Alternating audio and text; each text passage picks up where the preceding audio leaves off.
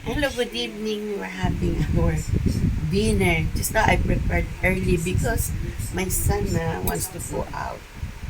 So I prepared early na kawawa naman always without the setting.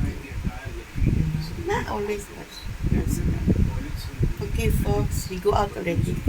Okay, we're having our family dinner at the Blackford Overlook.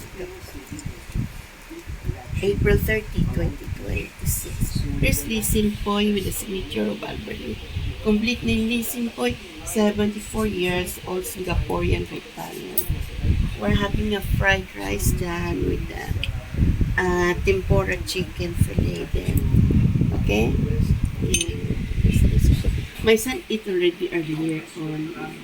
He cannot wait, but we are not hungry. He's hungry already.